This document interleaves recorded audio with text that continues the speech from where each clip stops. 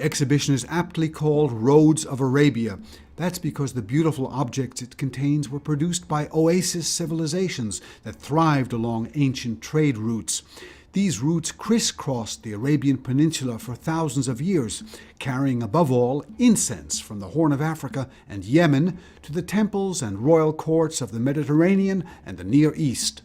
Our image of Saudi Arabia or the Arabian Peninsula is of this isolated place, basically sand and not much going on prior to the arrival of Islam.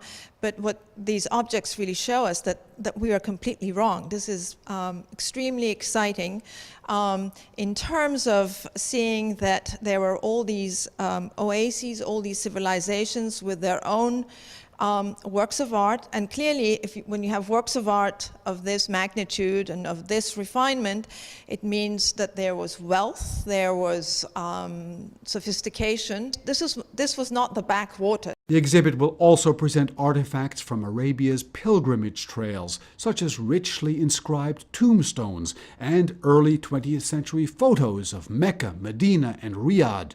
But it is the archaeological finds that are causing the most excitement, since they represent relics of Saudi Arabia's distant history, which is only now beginning to come to light.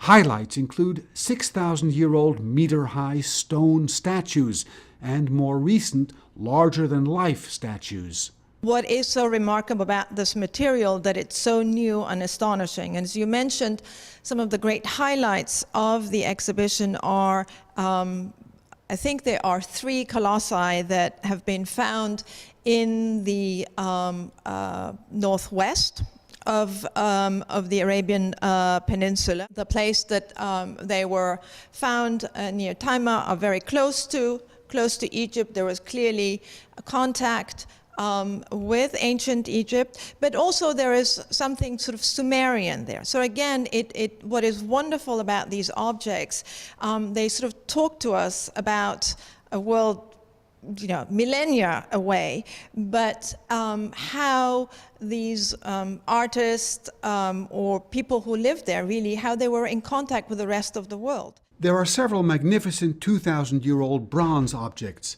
an inscribed temple plaque, the head of a man, and a gold funerary mask.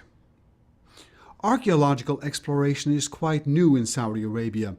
Only in the year 2000 did the government relax restrictions and allow foreign and Saudi archaeologists much greater access to promising sites. The issue is still sensitive, however, with some conservatives frowning on the exploration and exhibiting of relics from pre-Islamic cultures.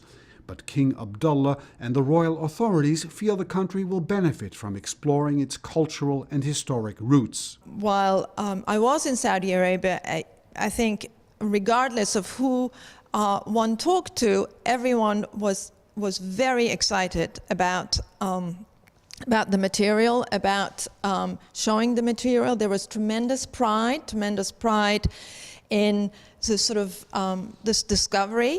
Not just one discovery, many discoveries, and really sort of putting the Arabian Peninsula in a much broader international context than it has been. The exhibition was shown at the Louvre in Paris and the Hermitage in St. Petersburg.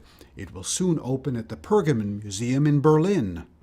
Western experts are particularly excited about the exhibition, which they say is transforming our understanding of the Arabian Peninsula from a near-empty desert to an international crossroads with a history of rich and unique cultures. After being shown in major European museums, the Roads of Arabia exhibition will open here in October. Burton Bolag, KSA2, Washington.